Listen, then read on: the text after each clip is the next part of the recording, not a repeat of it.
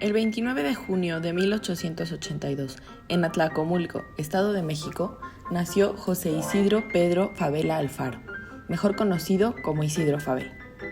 Su familia estaba conformada por su padre, Trinidad Favela, ingeniero topógrafo, su madre, Guadalupe Alfaro, concertista de piano, y 4 hermanos, Dolores, Guadalupe, Juan Manuel e Irene. Se sabe que era una familia acomodada y querida por la localidad. La influencia de ambos padres dejó huellas indelebles tanto en el temperamento como en el carácter de su hijo, quien ya adulto mencionó que ambos le enseñaron a ser un hombre de honor y de firmes convicciones patrióticas. En cuanto a su infancia, Isidro Favela vivió sus primeros años entre la Hacienda del Salto y una casa familiar construida en el siglo XIX, la número 1 de la antigua plaza, hoy Jardín Hidalgo, espacio que actualmente es el Centro Regional de Cultura Isidro Favela, en Atlacomulco, pueblo que ahora es llamado Atlacomulco de Favela. Al respecto, Isidro Favela narró: Nací en la casa principal de aquel pueblecito que ahora se llama Villa Atlacomulco de Favela. Era una casa enorme de 4,000 metros de extensión. Tenía, aparte de las habitaciones familiares, un jardín con surtidor de agua que alegraba el primer patio, 2 patios posteriores donde existían varias dependencias, las caballerizas, los macheros, las aurdas, la panadería y otras más. A un lado del zaguán, de entrada, mi padre tenía una tienda, la principal del pueblo, donde se surtían la mayor parte de los paisanos de Atlacomulco y sus aldeanos. Favela incluso narra que a sus 7 años lo único que deseaba era parecer y ser charro y montar a caballo. Pronto esta aspiración se vio truncada, pues en 1890 la familia Favela Alfaro decidió vivir en la Ciudad de México. Realizó su educación primaria en la Escuela de Párvulos, anexa a la Normal de Profesores, dirigida en aquellos años por su tía Brígida Alfaro. Ahí fue compañero de Antonio Caso, Ángel Zárraga, Lucas de Palacio, José Luis Requena, Alejandro Quijano, Miguel Macedo y José Clemente Orozco, quienes lo acompañaron prácticamente durante todo su proceso educativo. Ya para 1895 ingresó a la Escuela Nacional Preparatoria, donde además de seguir siendo compañero de Antonio Caso, también estudió con José Vasconcelos, Genaro Fernández Magregor, Eduardo Colín, Luis Castillo Ledón, Alfonso Reyes, Alfonso Cravioto, José de la Garza, Joaquín Gallo, Martín Luis Guzmán, Adolfo de la Huerta, entre otros. Como estudiantes, formaron el llamado Grupo Preparatoriano de 1900, destacado por su excepcional preparación y cuyos integrantes estaban destinados a sobresalir en el ámbito intelectual, político, cultural y académico de México. En esa época, Favela fue discípulo de importantes hombres como Justo Sierra, quien ejerció una fuerte influencia en él, pues le generó el interés por la historia y la literatura, armas para la formación del espíritu. En el año 1900, a sus 18 años, el joven Favela fue enviado por sus padres a Nueva York. Un año después, ingresó a la Escuela de Ingenieros, que rápidamente abandonó para estudiar leyes. En 1902, Favela entró a la Escuela Nacional de Jurisprudencia, donde nuevamente compartió estudios con José Vasconcelos, Alejandro Quijano, Eduardo Colín, Antonio Caso y José de la Garza. Isidro Favela fue un hombre que siempre se interesó en la cultura, incluso formó parte de varios círculos literarios. Para 1906 participó en un concurso de cuentos convocado por la entonces famosa publicación El Mundo Ilustrado, con el texto En el establo, mismo que años más tarde apareció en su libro La tristeza del amo. Otra muestra del gran interés de Isidro Favela por la cultura es que en 1909, junto con otros 40 compañeros, fundó el Ateneo de la Juventud, una generación de jóvenes intelectuales, en el que participó como secretario de actas. Al respecto, Favela dijo: Pedro y Max Enríquez nos invitaron a su modesta casa de bohemios, una buena parte de escritores de entonces que nos encontrábamos por primera vez, y nos propusieron la creación del Ateneo de la Juventud, iniciativa que todos aplaudimos. Los jóvenes ateneístas compartían un profundo interés por los problemas nacionales y estaban conscientes de las inquietudes de renovación política y social que ya se hacían patentes en un país con inquietudes e inconformidades.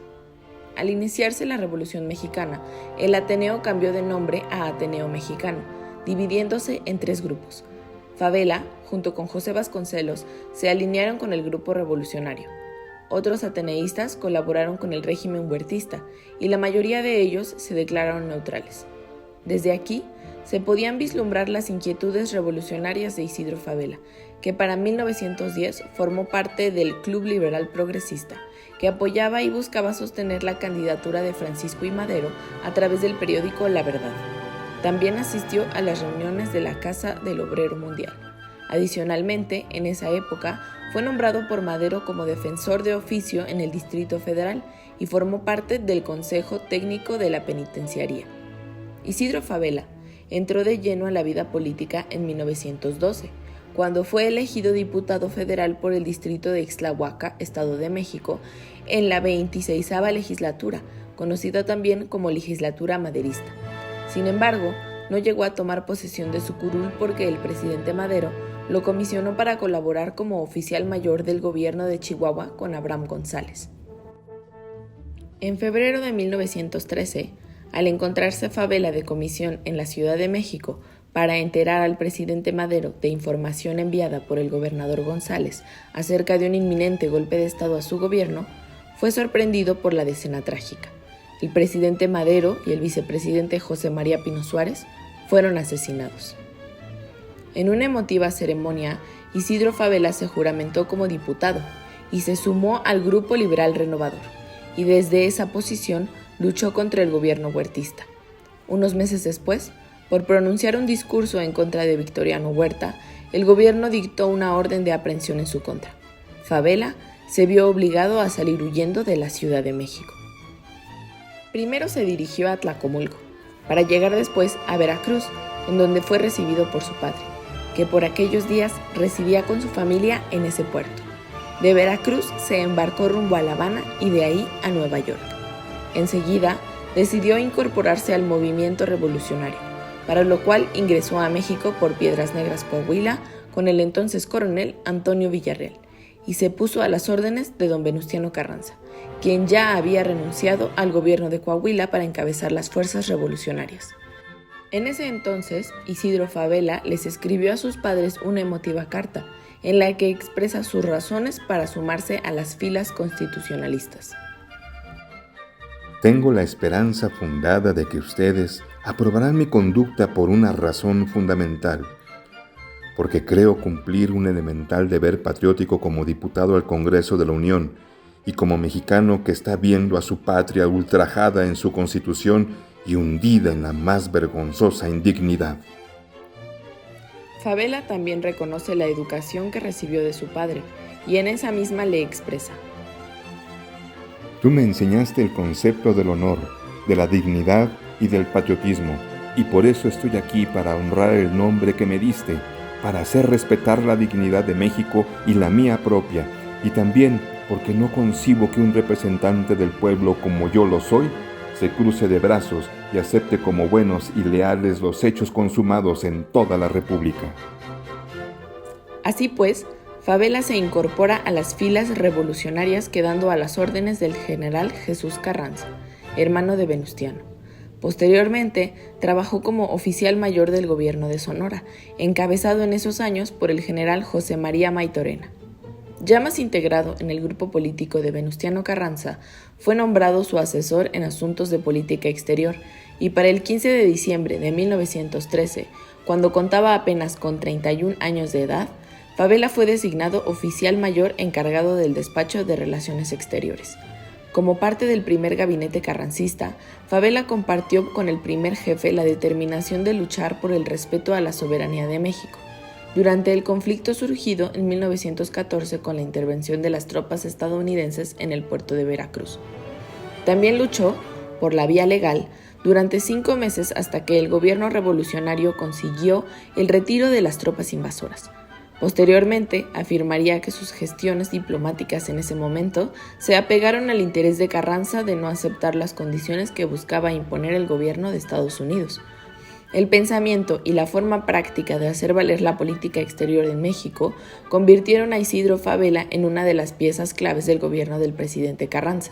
De hecho, es prácticamente imposible diferenciar al Favela carrancista del Favela diplomático. Se dice que ambos nacieron al mismo tiempo. A partir del triunfo de los constitucionalistas, Favela inició una vida activa en el extranjero como gestor y diplomático. Sus convicciones fueron el verdadero impulso de su acción política. En este campo, destacó su interés por la defensa de la soberanía ante la agresiva política, especialmente la estadounidense. Fungió como enviado extraordinario provisto de facultades omnímodas, reorganizó las delegaciones, se desempeñó como representante del gobierno revolucionario, embajador extraordinario y ministro plenipotenciario en Argentina, Brasil, Chile y Uruguay. De acuerdo con José Alvarado, Favela era uno de los hombres más importantes de América Latina.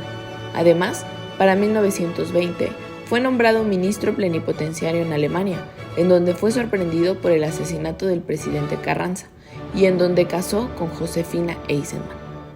Posteriormente, se trasladó a París, en donde trabajó como corresponsal de diversos periódicos mexicanos.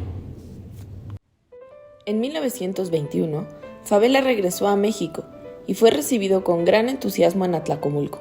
En 1922, volvió a la política como diputado federal por el distrito de El Oro de su estado natal.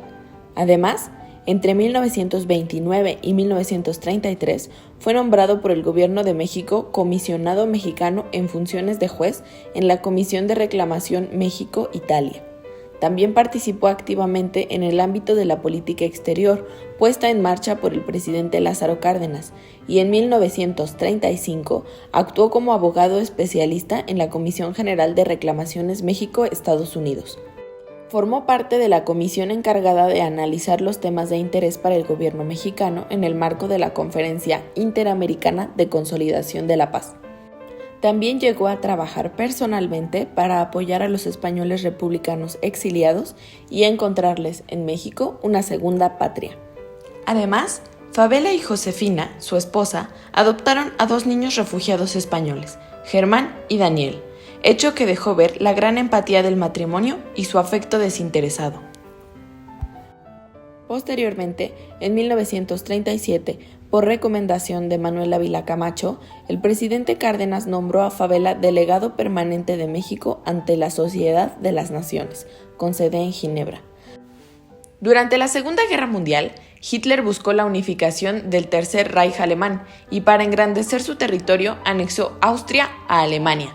Si bien la Sociedad de las Naciones no podría interferir en esta anexión, tampoco estaban a favor de los hechos. Isidro Favela fue quien protestó en un escrito e incluso advirtió que con cada momento en el que la sociedad no interviniera, se vendría una situación mundial aún peor. El internacionalista cumplió con las instrucciones de la presidencia mexicana y siempre defendió a los países agredidos, conforme a lo que establecían los principios de los artículos del Pacto de la Sociedad de Naciones. Así pues, desde la Tribuna de México, Isidro Favela defendió el respeto a la soberanía y la no intervención. El gobierno mexicano, a través de Favela, mantuvo durante este periodo una firme posición de defensa de los derechos de los débiles ante los fuertes. En 1942, Isidro Favela fue designado gobernador interino del Estado de México, debido a la muerte del entonces gobernador Alfredo Zárate. Varios diputados locales acusaron la decisión de ser anticonstitucionalista. Sin embargo, Favela cumplió su mandato hasta 1945. Además, buscó pacificar el Estado y orientarlo hacia la modernidad del sexenio del entonces presidente Ávila Camacho. Realizó obras de infraestructura para el Estado y proyectos culturales y educativos. Sin embargo, la labor de Isidro Favela fue más allá de ser internacionalista, embajador, revolucionario y gobernador de su estado natal. Fue también un hombre de letras. Sobre su labor como internacionalista escribió textos como Los Estados Unidos contra la Libertad, el cual fue publicado en 1918. En él hace un llamado para que los gobiernos latinoamericanos abran los ojos y contemplen el triste espectáculo de una América española que bien parece merecer el título del continente suicida, calificativo que le ha dado el noble defensor de nuestra raza, Manuel Ugarte. En 1926 editó su primer libro de historia diplomática, titulado Los precursores de la diplomacia mexicana. Posteriormente, hizo 3 títulos fundamentales de su obra escrita: La doctrina Drago, La doctrina Carranza, así como Neutralidad, obra que salió en 1940 y ofrecía a los estados los elementos históricos, jurídicos y políticos necesarios para que adoptaran una posición informada frente a los conflictos. También plasmó su labor dentro de la Liga de las Naciones en 2 libros: Cartas al presidente Cárdenas y La política internacional del presidente Cárdenas. Pero los escritos de Fabela no se limitaron a la diplomacia mexicana. Como ya se mencionó, tuvo una carrera periodística que lo destacó como uno de los diplomáticos mexicanos más prolíficos y activos en ese campo. Estaba convencido del poder de la prensa y trabajó para periódicos como Excelsior, El Universal, El Diario de Yucatán, El Mundo de Tampico y algunos diarios de Centro y Sudamérica. Además, Isidro Fabela realizó una importante labor literaria.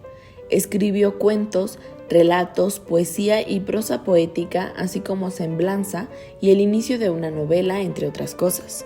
Se sabe que como consecuencia de su gran vocación por las humanidades, a pesar de haber estudiado Derecho y de haberse dedicado a ello, tenía, como él mismo lo dijo, la ilusión de escribir, de crear. A pesar de no poder atender del todo a este deseo, sí lo llevó a cabo. Los textos literarios de Fabela promueven el hispanismo y buscan un claro nacionalismo propio de la época. Sus creaciones se destacan por un exceso de afectividad y en ocasiones, como lo menciona Ivette Jiménez de Báez, el lenguaje que usa tiene cierto casticismo purista, que no siempre concuerda con la manifestación de los sentimientos que busca transmitir. La obra de Fabela es muy variada y siempre manifiesta el contexto en el que fue escrita y juega con diversas corrientes literarias de la época. En su obra se pueden ver características románticas que se mezclan con un código ético que cuida su imagen. Estas contradicciones suelen generar una distancia entre lo que se desea y el mundo de ficción que él elabora. Es por ello que Jiménez de Báez afirma que los textos literarios de Fabela no son realistas, sino que construyen un mundo regido por un sistema de valores, una ética del bien. El trabajo de Fabela estuvo claramente influenciado por el regionalismo y costumbrismo de la literatura española, evidente sobre todo en el ensayo A mi señor Don Quijote, en donde revela que el Quijote fue su modelo de vida, pero visible desde La tristeza del amo, su primer libro de cuentos, que incluye el cuento titulado En el establo, con el que inicia su carrera literaria y por el que ganó el primer premio de un concurso convocado por la publicación El Mundo Ilustrado en 1906. Este dice: No lejos del establo, en la vereda sur que va camino de la hacienda, más que andaba, corría José Antonio, el de la cabellera sucia y lacia, el de los trapos en desbarajuste siempre y no limpios de los más días, el muchacho fuerte, aguantador para el tajo y sin rival en el establo para ordeñar más pronto, acarrear el silo, cuidar las vacas en los malos partos y el más templado en todos esos fregados relativos al esquilmo lechero de la finca. Este extracto representa la cotidianidad y los hábitos de una sociedad de forma expresiva y al mismo tiempo es un buen ejemplo de la visión idealizada del mundo que creaba Fabela en sus textos. Ya desde aquí se puede ver un estilo reflexivo, mismo que mantuvo en todas sus obras. Isidro Fabela mostró a través de la escritura el amor por sus raíces y sus recuerdos de infancia. Se puede ver que heredó de sus padres el apego a la tierra de donde nació. Esto es visible tanto en el ya mencionado La tristeza del amo, donde habla de un Atlacomulco lleno de costumbres y tradiciones, de aquel que lo definió como persona y con el que estuvo íntimamente relacionado durante toda su vida, como en Pueblecito mío, título que se publicó primero como un folleto que dirigió a mis paisanos de Atlacomulco con cariño entrañable. Años más tarde, usó el mismo título en un libro que él llamó Breviario Emocional, que está compuesto por cuentos de la tristeza del amo, relatos sobre su pueblo, uno que habla de su almario, la carta a su hijo Daniel, 3 textos dedicados a su madre y otros donde expresa ideas acerca de la educación. Otro destacado ejemplo de su amor a la tierra que lo vio nacer es el poema Los geranios de mi tierra, que escribió en 1945. Los geranios de mi tierra siempre están en primavera, siempre ríen o sonríen con sus caritas coquetas asomadas al balcón de sus macetas. Los textos literarios, considerados por algunos como los más logrados de Fabela, se encuentran en la publicación Cuentos de París. Fueron escritos durante su estancia en París, Francia, y narran historias que realmente le ocurrieron y otras que, aunque también son sus vivencias, las ambientó en la Ciudad de la Luz. Esta publicación permite conocer un lado nuevo del internacionalista, en el que no escribe desde su ser diplomático o político, sino desde su ser artístico, dejando ver el París de Fabela, que para él era alma de Francia y del mundo latino. Además realizó textos en donde disminuyó notablemente la afectividad. Hizo hablar a los hechos y a la historia, como en Hidalgo o en el texto Mis Memorias de la Revolución, que entrecruza géneros como la autobiografía, la biografía, la novela, el ensayo y el testimonio, así como en Historia diplomática de la Revolución, donde de acuerdo con el historiador Luis Chávez Orozco, el autor desaparece discretamente para que hablen solo los documentos. Su amor por el arte y la pintura lo llevó a escribir sobre diferentes artistas, como el poeta Manuel Ugarte y los pintores Peter Paul Rubens o Diego Rivera. De este último dijo: La acción de Rivera parece un movimiento continuo, el heroico cruzado del renacimiento de nuestra pintura. Diego Rivera representa la filosofía de una historia, la conciencia de una historia, la conciencia de una nación dispuesta a luchar y vencer. El amor de Isidro Fabela por las humanidades no se detuvo en la escritura. Tenía alma de pensador, pero también de mecenas. Más que productor de obras, fue patrocinador, espectador y coleccionista, un verdadero amante del arte. Desde chico, Fabela disfrutaba escuchar a su madre tocar el piano, asistir a obras de teatro, a museos, galerías de arte y conciertos. Con el paso de los años, Fabela siguió cultivando esta admiración y sensibilidad. Ayudó a artistas como a Amado Nervo, a quien recomendó para sustituirlo en Buenos Aires como ministro múltiple en Argentina, Chile y Brasil, quien como agradecimiento le regaló los 3 tomos de la primera edición de las obras de Sor Juana. También socorrió a Ernesto García Cabral, quien se encontraba en París becado y tras la usurpación de Huerta del poder, perdió el apoyo. Así lo narró Cabral. A veces como, a veces no. Algunos días desayuno, otros no tomo ni una taza de café. Isidro Fabela intervino ante tal situación y le consiguió a Cabral un puesto de escribente con un sueldo de 250 francos mensuales. Además, el interés de Fabela por la cultura no se limitó al apoyo de los artistas. Ya como gobernador del Estado de México, desarrolló una política cultural en pro del rescate y revalorización de la cultura del Estado y la difusión y obra de grandes personajes ilustres que contribuyeron a la grandeza cultural del país. En 1944 creó el Museo de Arte Popular, considerado uno de los primeros recintos dedicados a este arte en México. Fabela le encargó a García Cabral la realización de un mural al encausto en un muro del mismo, que contaba con murales de Carlos González. También creó otros espacios culturales y recuperó casas originales de Sor Juana Inés de la Cruz en Nepantla, José María Velasco en Temascalcingo y la del músico Felipe Villanueva en Tecámac. Al respecto dijo: Los trabajos que se llevaron a cabo en las casas en que nacieran, respectivamente, la excelsa poetisa Sor Juana Inés de la Cruz, San Miguel Nepantla, el notable músico Felipe Villanueva, Tecámac, y el genial paisajista José María Velasco, Temascalcingo, fueron prácticamente construcciones nuevas, pues tanto en la que fuera casa de Villanueva como la de Sor Juana solo existían ruinas, y en cuanto a la de Velasco, si se conservaba aparte, se le completó y decoró adecuadamente. En 1945, Isidro Fabela inauguró el Museo de Bellas Artes en una parte del exconvento del Templo del Carmen en la ciudad de Toluca, mismo al que se le integró una pinacoteca virreinal y una sala de la charrería. Esta última ofrecía una colección de sombreros de charro, monturas, gualdrapas, espuelas y estribos coloniales de madera tallada. La labor del matrimonio Favela como coleccionistas y promotores del arte tiene su mejor ejemplo en la Casa del Risco.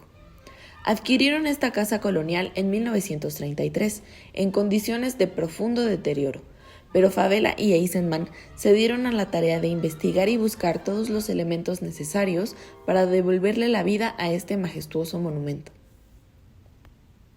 Esa casona la salvamos de la obra destructora del tiempo. Pusimos en ella el apego casi paternal que se guarda por lo que es propio y el cuidado de nuestras manos para armonizar su moblaje con el estilo que la caracteriza. Nosotros sentimos que las cosas tienen alma en su materia.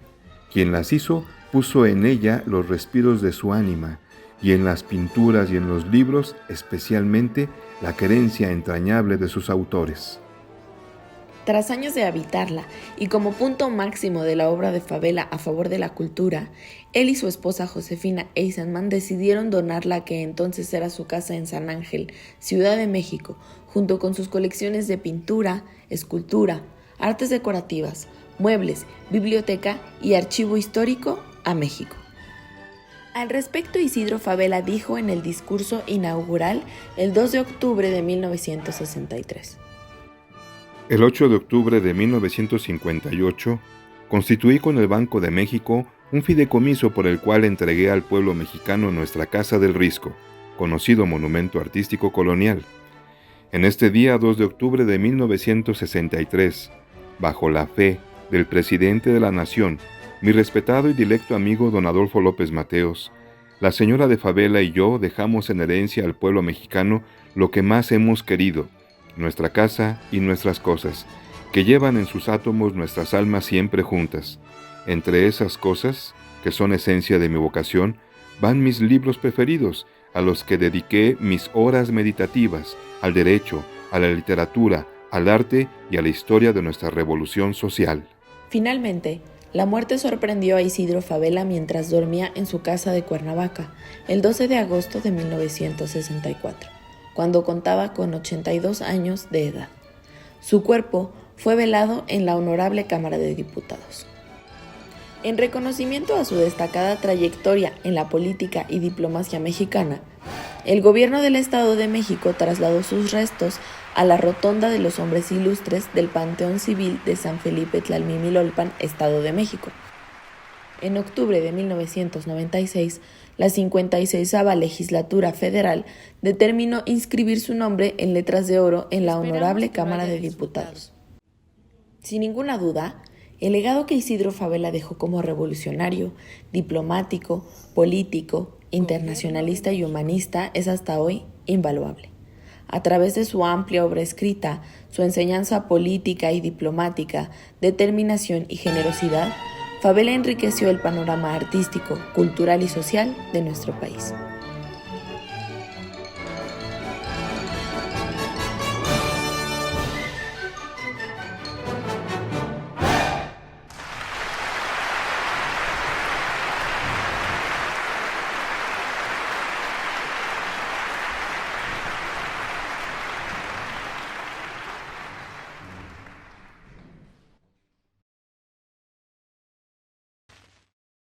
Esperamos que lo hayas disfrutado.